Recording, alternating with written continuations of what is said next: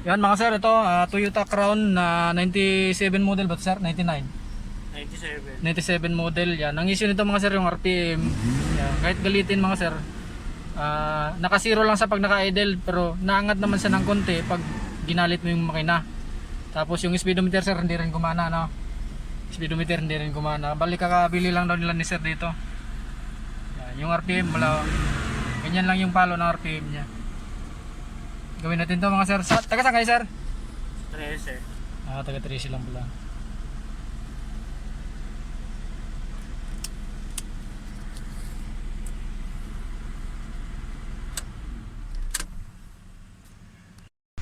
Ito na mga sir yung panel gauge ng Toyota Crown 97 model. Yan. Ang issue nito mga sir yung speedometer hindi gumana, tapos yung RPM gumana naman siya pero naka-zero lang siya pag naka-idle.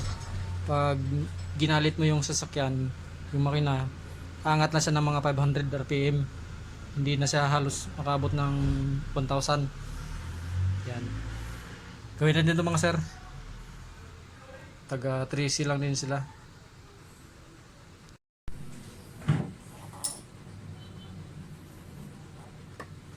Mga sir, testing natin bago natin i-repair mga sir. Testing muna natin yung speedometer dito.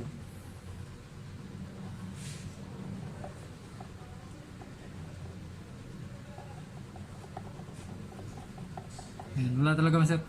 Napitik-pitik lang siya ng kapiraso yung speedometer. Yan o. Re-repair natin ito mga sir. Yung ko lang kukita nyo sa camera yung pitik-pitik niyang kapiraso. Yan o. Nangat siya ng kapiraso mga sir.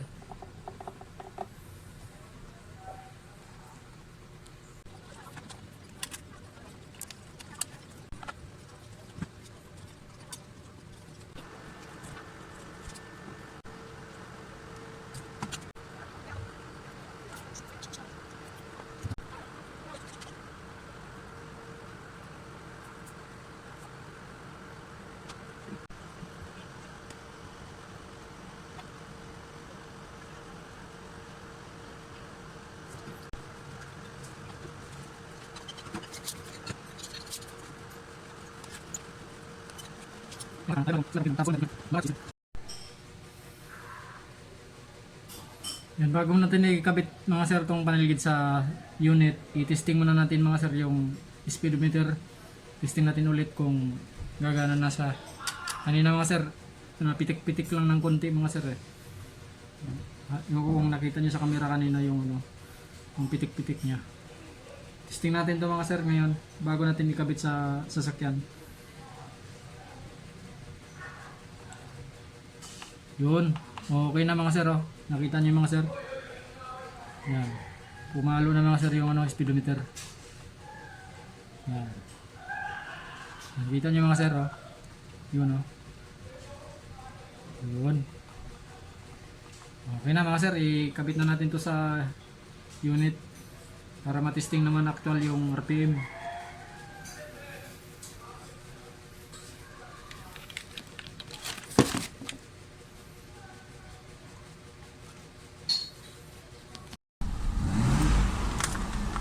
Yan mga sir. Kailangan talaga 1.5 yun kasi gawa ng aircon eh. At saka malaki rin yata makina no? Malaki. Nanginginig kasi yan pag mababa.